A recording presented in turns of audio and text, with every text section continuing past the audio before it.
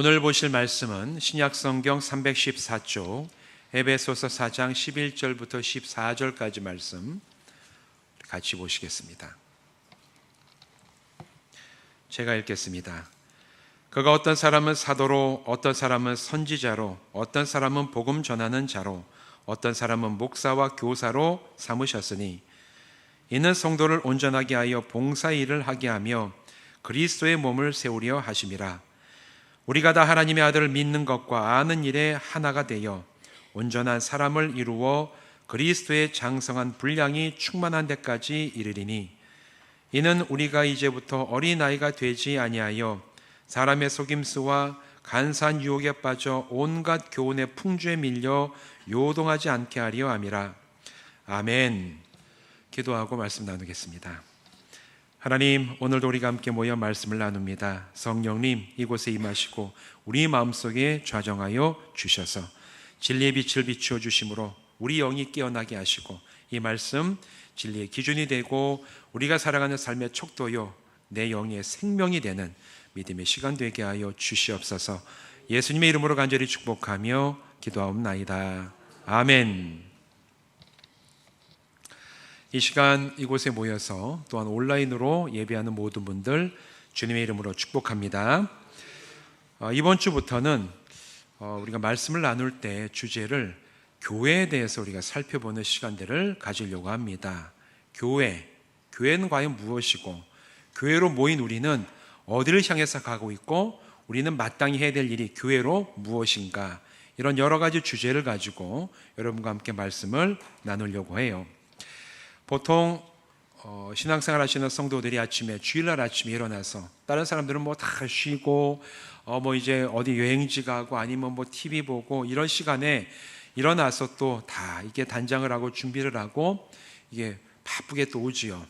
그런 사람을 향해서 사람들이 당신 이 쉬는 날 아침에 어디 갑니까? 이렇게 물어보면 여러분 뭐라고 말씀을 하십니까? 아무것도 아니야. 나 아무 데도 안 가. 이렇게 말씀을 하십니까? 예? 교회 가요. 대부분 다 교회 갑니다. 이렇게 말씀을 하실 거예요. 나 지금 교회 가고 있어. 내가 신앙생활하는 그리스도인이라서 저는 주일 아침에는 교회를 갑니다. 다 그렇게 말씀을 하시면서 아마 여기까지 오실 겁니다. 그런데 어떤 분이 그 교회가 뭡니까? 누가 이렇게 물어본다면 여러분 그 사람에게 대해서 이 교회가 뭐라고 설명을 하시겠습니까? 뭐라고 설명하시겠어요? 글쎄요, 제가 가기는 가는데 이게 뭔지 저도 잘 모르겠는데, 아마 그렇게 얘기하실 수도 있을 거예요. 왜냐하면 우리가 이 교회라는 얘기는 정말 많이 쓰는 단어이긴 하지만 사실 교회가 뭐냐 정확하게 여기에 대해서 배우고 또 우리가 말씀을 나누지 않으면 교회가 뭔가 이렇게 또 정확하게 알지 못하면 헷갈리거나 아니면 뚱그름 잡는 식으로 알 수 있는 이제 그럴 경우들도 많이 있습니다. 이 교회라는 단어는 성경에 나오는 단어죠. 구약에는 안 나오고 신약에만 교회라는 단어가 나와요.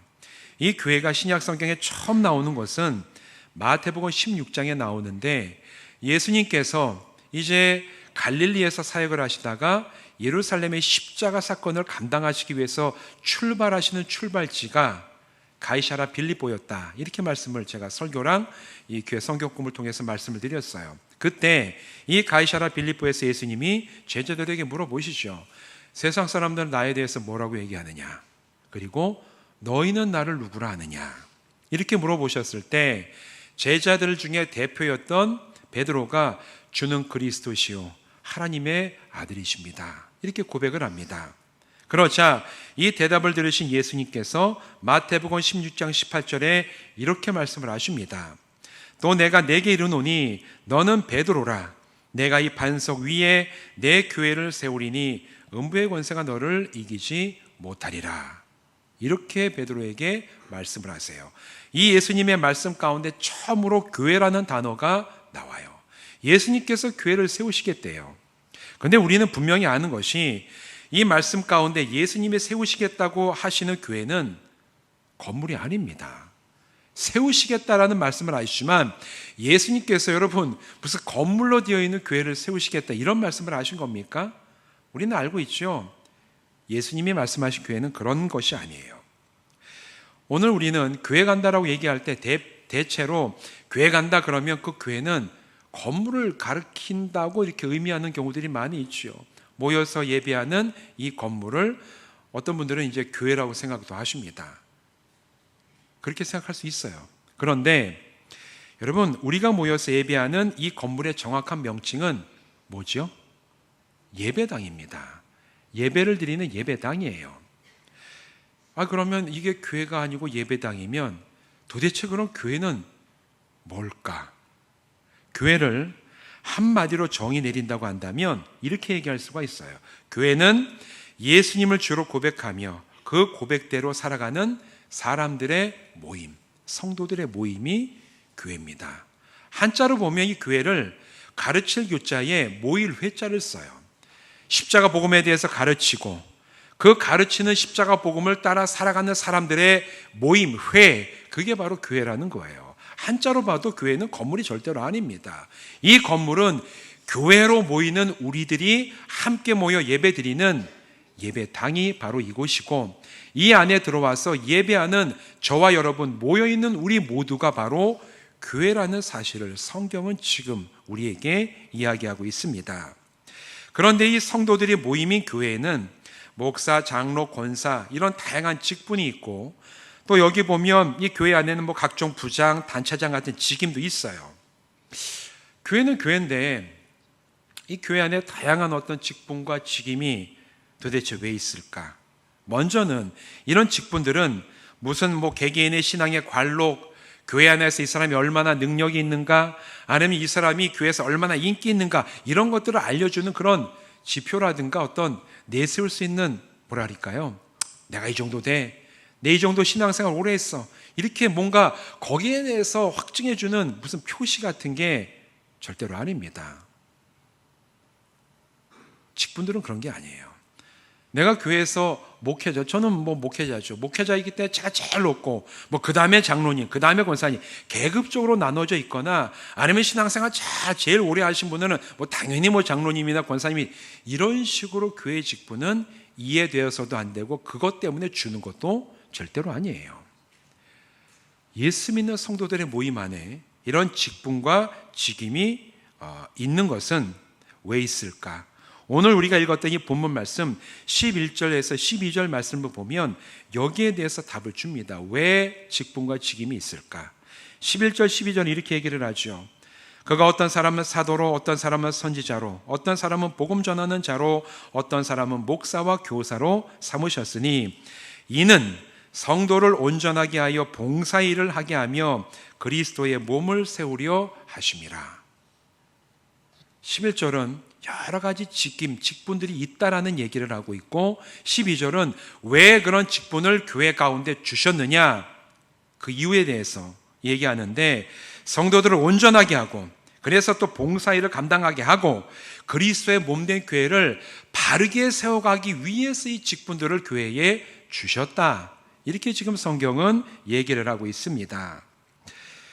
여러분, 이 말씀에서 우리가 알 수 있는 게 있는데, 여러분, 교회는 그저 사람이 좋아서 모이는 친목이나 사교 모임이 절대로 아닙니다. 우리는 물론 모이게 되면 친밀감을 누려요. 교제도 해야 되고 친한 사람도 생깁니다. 이거는 우리가 신앙생활하고 교회로 모이기 때문에 하나님 안에서 얻게 되는 굉장히 큰 은혜이자 복이죠. 그러나 교회로 모이는 이유는 내가 친한 사람을 만들고 내가 가까운 사람이 있고 내가 가면은 저 사람을 만나기 때문에 교회로 모이는 건 절대로 아니에요. 친목 모임이나 사교 단체가 아니에요. 교회는 예수님을 주로 고백하고 그 고백을 따라 마땅히 자라나고 영적으로 행한 일들을 행하며 모여서 그리스도의 몸된 교회를 바르게 세워져가는 것을 목적으로 하는 공동체이자 모임이 교회예요. 그래서 우리는 내가 교회 안에 속해 있고 내가 신앙생활을 한다고 한다면 제일 먼저 주님, 제가 자라나기를 원합니다. 내가 자라나고 내가 자라나는 그런 자라나는 성도들이 모여서 마땅히 우리가 행해야 될 봉사하고 사랑하고 섬기고 또 복음을 전하는 그런 일들을 내가 마땅히 감당하고, 그런 일들을 감당하면서 이 모임이 공동체가 사랑의 공동체가 되고 섬기는 모임이 되고, 그로 인해서 교회가 건강하게 예수 그리스도의 몸으로 세워져가는, 주님, 저는 그거를 이곳에 모여서 하고 싶습니다. 우리 교회가 이렇게 되기를 원합니다. 이런 고백과 열정과 사모함을 가지고 모일 때, 그때 그 교회는 진짜 바르게 자라나는 참된 교회가 될 줄로 믿습니다. 교회는 그런 거예요. 다른 얘기로 하면, 어디 목 좋은데 좋은 건물 하나 세워놓으면, 거기에 무슨 교회라고 이름 붙여놓으면 그게 자동적으로 교회가 되냐? 그렇지 않아요. 그건 그냥 좋은 건물일 뿐이지, 거기에 모이는 사람들이 정말 뜨거운 마음으로 우리가 하나 되어 서로 사랑하고 자라나고 예수 그리스도의 충만한 분량에까지 제가 이르기를 원합니다. 이렇게 고백한 사람이 채워지지 않는다면 그냥 그건 건물일 뿐이에요. 또 사람의 숫자가 많이 모였어요. 모여가지고 뭐 찬성도 하고 예배도 한다고 하지만, 그런다고 해서 거기가 자동적으로 건강하고 좋은 교회가 되냐? 그렇지 않아요. 왜냐하면 교회는 내가 예수 그리스도를 주로 고백하고 그 고백대로 살아나가면서, 주님, 제가 그 고백을 따라 주님 닮아가기를 원합니다. 자라나기를 원합니다. 성장하기를 원합니다. 서로 사랑하고 섬기며 우리에게 주신 직분과 사명을 잘 감당하여 우리가 함께 자라나는 공동체가 되기를 간절히 원합니다. 이런 간구와 사모함이 모인 성도들의 심령 가운데 뜨겁게 타오를 때, 그때가 그 교회가 진짜 살아있는 교회가 되는 것이지, 그냥 사람 숫자 많이 모여 있다고 그게 뭐 좋은 교회요, 그 아름다운 교회가 되느냐? 그게 아니라는 사실도 여러분 반드시 기억해야 돼요. 여러분,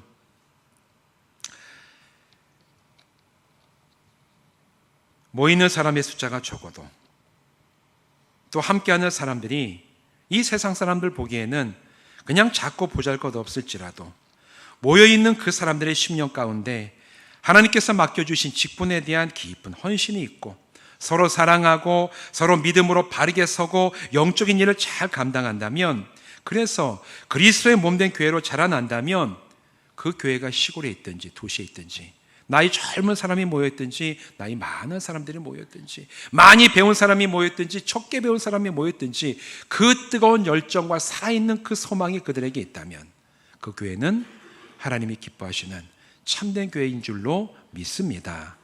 바로 이게 교회가 교회되는 이유고, 진짜 하나님이 기뻐하시는 오늘 성경이 증거하는 교회라는 거예요. 여러분, 우리가 모인 이 새로운 교회가 이러한 교회가 되기를 주님의 이름으로 간절히 축원드립니다. 우리가 바로 이런 교회가 되기를 원해야 돼요. 이런 교회 주님 되게 하여 주시옵소서. 주님, 그냥 주일날 한번 모였다 흩어지는 그런 교회, 그렇게 그냥 끝나지 않게 하시고, 모여서 서로를 축복하고 존귀한 사람으로 서로가 서로를 섬기며, 내가 모여있을 때 나만 성장하고 내가 영적으로 자라나는, 거기에서 그치는 게 아니라, 주님, 내가 자라나고 바로 이 사람도 영적으로 자라나게 하시고, 저분도 주님 만나게 하시고, 우리 모두가 예수 안에서 하나가 되어 자라나는 교회 되게 하여 주시옵소서. 그런 사모함이 저와 여러분의 마음속에 있을 때, 불타오를 때, 하나님 우리 교회를 기뻐하시며 예수 그리스도의 몸된 교회로 온전하게 자라나게 하실 줄로 믿습니다. 그런데 이처럼 참된 교회로 서기 위해서는 반드시 두 가지가 필요한 것이 있는데, 오늘 읽은 이 말씀 가운데 13절이 여기에 대해서 얘기를 해주고 있어요. 우리 다 같이 13절 말씀을 함께 큰 목소리로 읽어보실까요? 시작. 우리가 다 하나님의 아들을 믿는 것과 아는 일에 하나가 되어 온전한 사람을 이루어 그리스도의 장성한 분량이 충만한 데까지 이르리니. 아멘. 같이 읽은 이 13장 말씀 중에 상반절을 보시면 이렇게 얘기하고 있죠. 우리가 하나님의 아들을 믿는 것과 아는 것에 하나가 되어. 이 말씀이 오늘 우리들에게 주는 굉장히 중요한, 진짜 교회가 되기 위한 중요한 두 가지 요소에 대해서 얘기를 합니다. 첫 번째는 이 말씀에서 하나님의 아들을 믿는 것과 아는 것에 하나가 되어, 믿는 것과 아는 것이 하나가 되는데 그 순서가 굉장히 중요함을 우리는 알아야 돼요. 이게 무슨 얘기냐?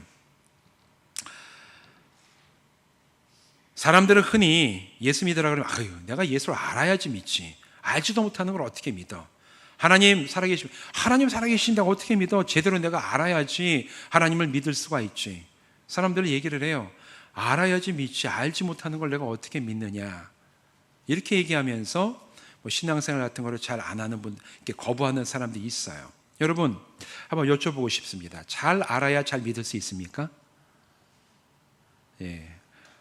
우리 목사님 뭘 물어보면 대답을 어떻게 할지 약간 이제 고민. 평상시에 이렇게 얘기하다가 생각하다가도 이게 질문하면 질문하는 게 뭔가 목적이 있을 텐데 이제 어떻게 대답을 해야 될까? 여러분, 다시 한번 제가 질문하겠습니다. 잘 알아야지 잘 믿을 수 있습니까? 그럼 반대로 얘기할까요? 잘 믿어야지 잘 할 수 있습니까? 뭡니까? 그럼 이것도 아니고 저것도 아니면 우리가 흔히 생각할 때 상식적이라고 생각하는 게 내가 잘 알아야 믿을 수가 있지 내가 알지 못하는 걸 어떻게 믿는가 이렇게 생각하는 분들이 사실 많이 있습니다. 되게 그럴듯해 보여요. 보면 그렇지, 내가 알아야 믿지 알지 못하는 걸 내가 어떻게 믿겠나 이렇게 생각하는 분들이 있어요. 근데 여러분 한번 생각해 보실 필요가 있습니다. 어떤 대상을 정말 제대로 알려면은 먼저 어떻게 해야 됩니까? 믿어야 돼요. 그 대상이 있다라는 것을 믿지 않으면 절대로 그 대상을 만날 수도 없고 파악할 수도 없고 알 수도 없습니다. 이거는 기본적으로 철학의 논리학에서 나오는 어떤 논리들인데 이게 신앙생활에도 굉장히 중요하고 오늘 본문에도 이 말씀이 나온다라는 얘기예요. 예를 한 두 가지 들고 싶은데 여러분 북미 대륙, 이제 북미와 남미가 있잖아요.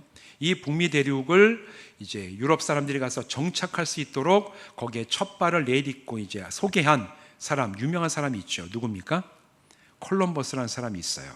1492년에 스페인의 탐험가였던 콜럼버스는 대서양을 건너 북미 대륙에 상륙하여서 유럽 사람들이 이제 이 북미 대륙에 정착하여 살아갈 수 있는 첫 발을 내딛는 사람이 됐어요. 그리고 여기에 새로운 대륙이 있다는 것을 먼저 발견한 사람이 있어요. 아메리고 베스푸치라고. 그 사람 이름을 따서 아메리카라 부르는데 그냥 발견만 하고 그냥 보고만 했을 뿐이고 이런 땅이 진짜 어떤 땅인지를 자세하게 소개한 사람이 콜럼버스예요.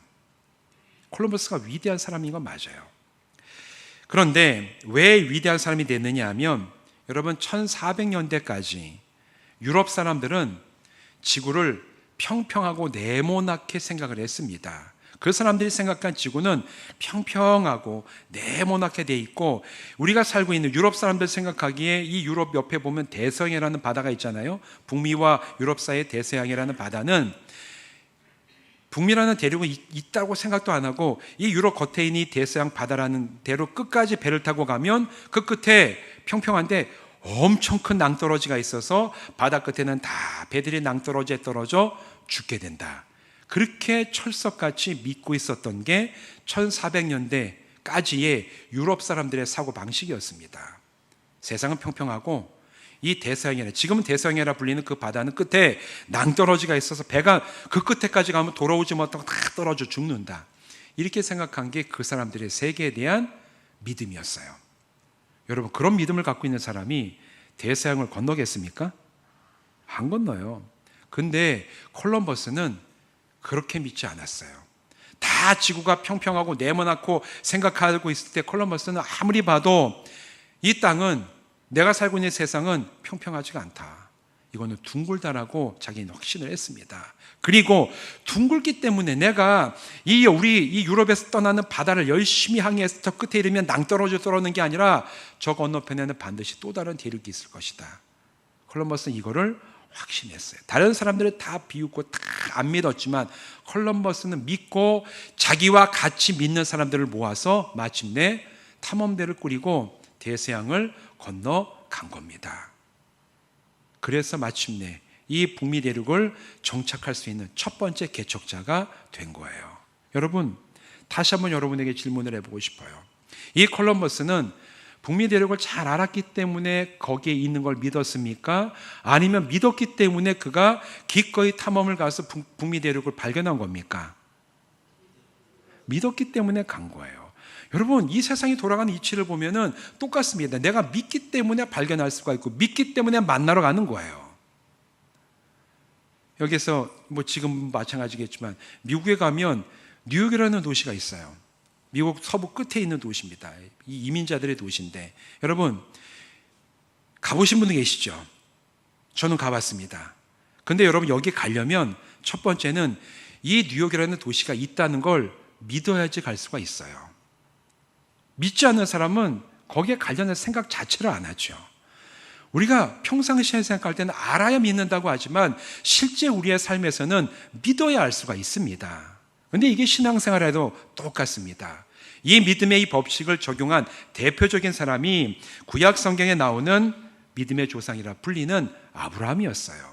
창세기 12장에서 하나님은 아브라함에게 이제 너의 고향과 아버지의 집을 떠나 이제 하나님 내가 너에게 보이는 땅으로 가라고 명령을 하셨어요. 그리고 하나님께서는 네가 이 땅에 가면 내가 너에게 복을 주겠다 이렇게 약속을 주십니다. 아브라함은 결국 이 말씀이 진실한 약속이었음을 성경의 많은 이야기를 통해서 증명을 해냅니다. 어떻게 증명을 했습니까? 아브라함이 하나님이라는 이 신이 나에게 이런 약속을 줬는데 이 약속이 진짜인지 아닌지 내가 요거를 확실하게 알고 가야 되겠다. 이렇게 해서 그가 그 약속이 참이고 진실한 약속임을 그가 증명해낸 겁니까? 아니에요.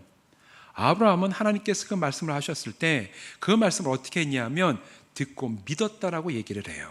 믿고 그 믿은 것에 따라 순종하며 나갔기 때문에 아브라함은 하나님이 주신 그 약속이 자신과 이삭과 야곱과 쭉 후대에 이르기까지 실제 이루어지는 약속임을 그의 삶과 그의 후손들을 통해서 증명해내는 믿음의 조상이라고 불리는 자가 되었다. 성경은 그렇게 얘기를 하고 있어요.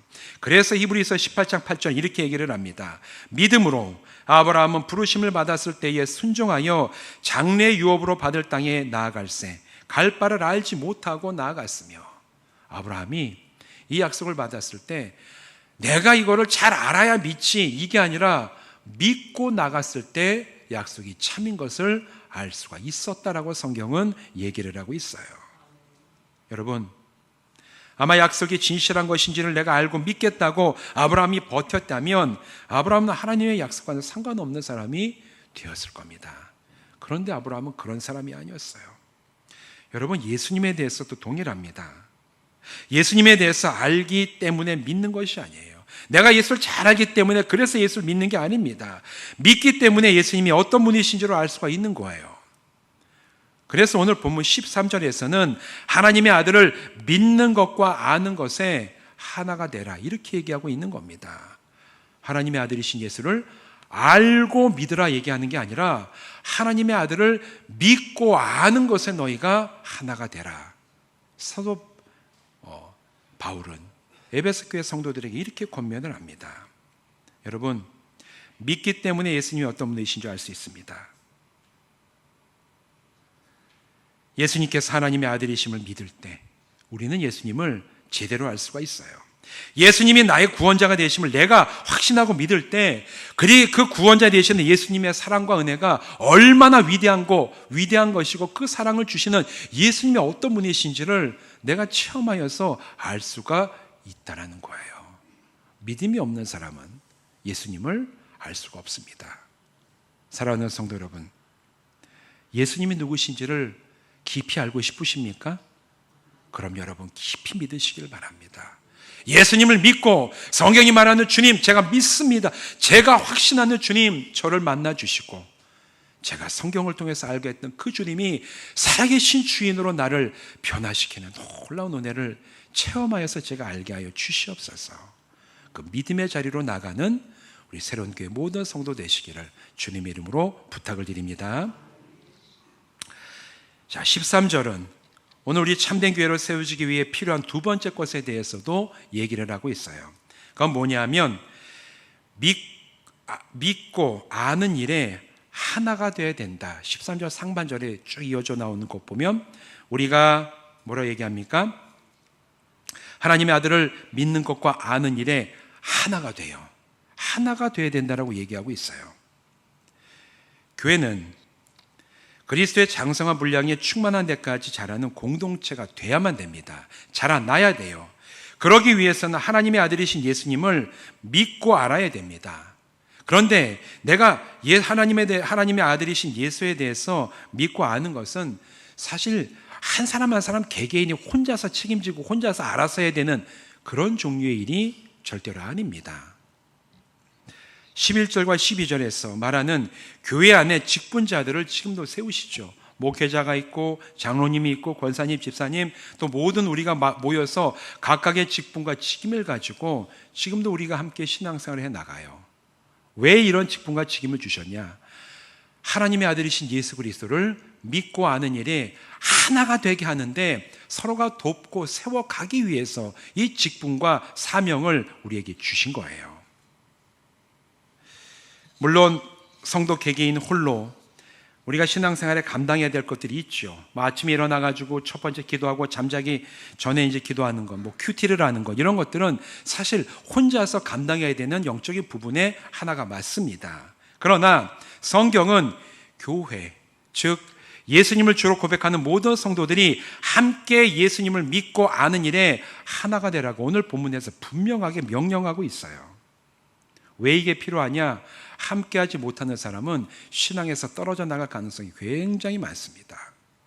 언젠가 신앙생활 하시다가 그만둔 분과 이야기를 나눌 일이 있었어요.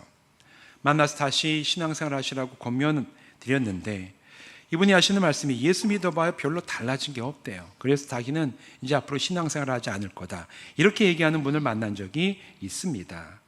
이런 얘기 들으면 참 안타까워요. 왜 안타깝냐 하면 이분이 정말 최선을 다해서 함께하며 예수를 믿고 알아갔는데 정말 헌신돼서 그런 걸 해봐도 알지 못한 게 아니라 신앙생활 하는데 했던 게 전부가 겨우 그냥 주일 낮 예배 하나 드리고 만 게 전부였어요.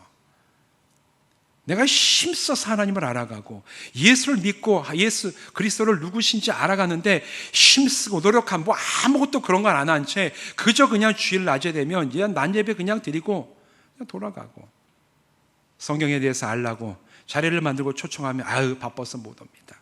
기도하는 자리가 있어서 오라 그러면 아이 나 저는 기도 안 합니다.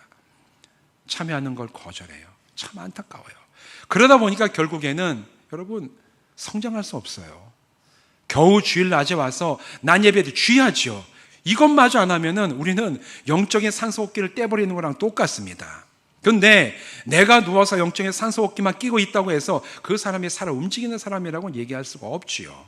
그 얘기는 예배 드리는 건 우리의 생명과 같습니다. 그러나 자라나고 성장하기 위해서는 함께 하나님의 아들을 믿는 것과 아는 일에 힘써서 나가는 바로 그런 사람이 되고, 그런 자세로 내가 하나님 앞에 설 때 비로소 그 사람도 자라나고 함께하는 우리 모두가 공동으로 성장할 수 있는 은혜의 때가 교회 가운데 이르게 된다라는 얘기입니다. 여러분, 함께하지 못한 사람은 변화가 없는 건 당연해요. 더 나아가서 아무 사모함과 열정 없이 신앙생활을 하면 그것은 단지 그 사람의 영적인 침체로만 끝나지 않아요. 여러분, 이걸 반드시 알아야 됩니다. 내가 하나님 앞에서 바로 서지 않고 내가 영적으로 아주 그냥 게으르고 침체하에서 살아간다면 나만 영적인 침체함을 겪는 걸로 끝나지 않는다라는 얘기예요.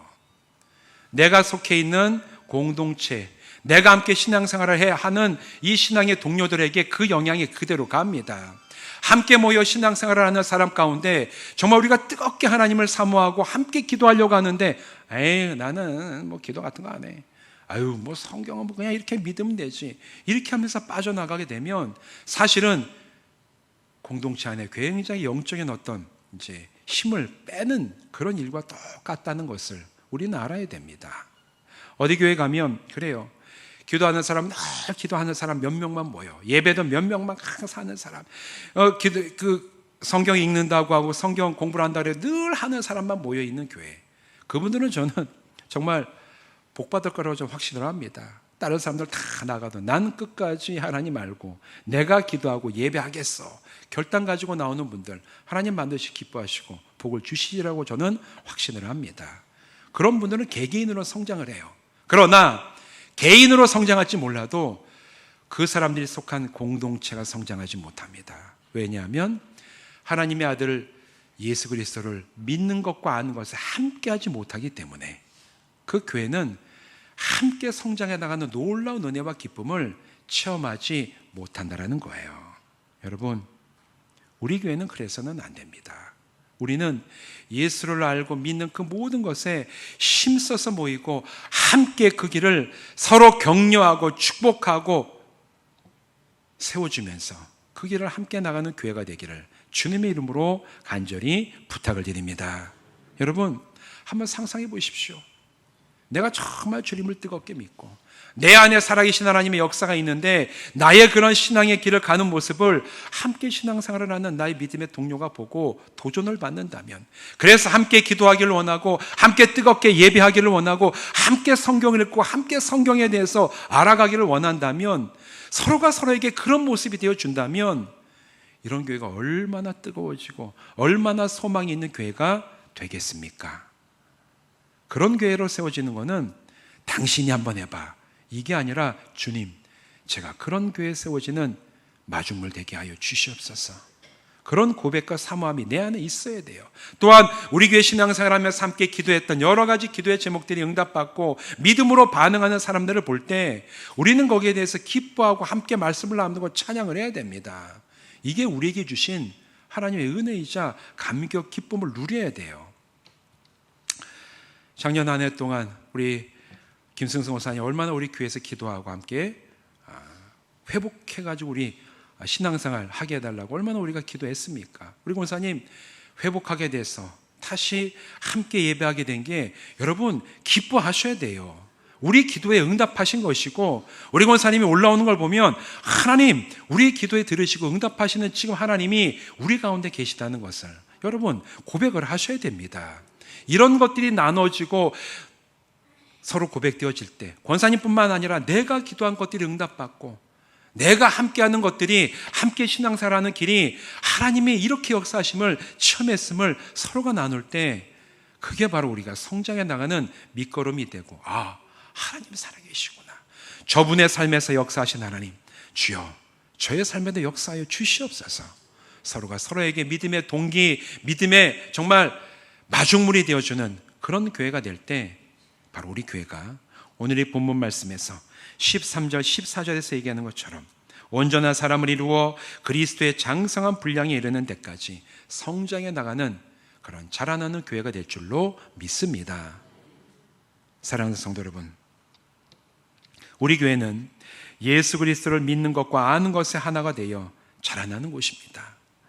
내가 예수님을 믿고 알아가는 열심히 있는 모습이 다른 사람들에게 은혜가 되고 영적인 동기가 부여되는 그런 삶을 살아가야 될 의무가 여러분 모두에게 있어요. 다른 이들이 주님을 만나고 경험하는 모습이 또한 나에게 도전이 되는 그런 은혜의 때가 있기를 바라는 마음도 있어야 됩니다. 그렇기 때문에 서로가 예수님을 믿고 아는 일에 힘써 하나가 될 때 예수 그리스도를 주로 고백하고 또 그 고백을 따라 살아가려는 우리 이 새로운 교회가 바로 예수님의 몸된 교회요, 하나 되어 자라나는 교회로 하나님 앞에 건강하게 세워지게 될 줄로 믿습니다. 저와 여러분 바로 이런 교회가 되어서 우리 모두가 주님 앞에 섰을 때 새로운 교회 그곳에서 신앙생활했던 아무개야, 내가 너를 기억하고 기뻐했다, 이런 칭찬을 받는 교회와 성도들 되시기를 주님의 이름으로 축원드립니다. 기도하시겠습니다. 하나님, 우리를 교회로 부르신 것을 감사합니다. 교회는 예수 그리스도를 주로 고백하고 그 고백을 따라 살아가는 성도들의 모임이라고 하셨사오니 새로운 교회가 바로 그런 교회가 되게 하시되, 하나님, 단순히 모였다가 흩어지는 것이 아니라 우리가 모여서 하나님의 아들이신 예수 그리스도를 믿고 아는 일에 서로가 하나가 되어 열심으로 우리가 나가게 하여 주시옵시고, 그로 인하여 내가 성장하고 내 믿음의 동료들이 성장하고 서로가 서로에게 영적인 동기가 되고 은혜의 증거가 되는 정말 자라나고 성장하는 믿음의 교회가 되게 하여 주시옵소서. 주님, 다른 사람들이 행할 일이 아닙니다.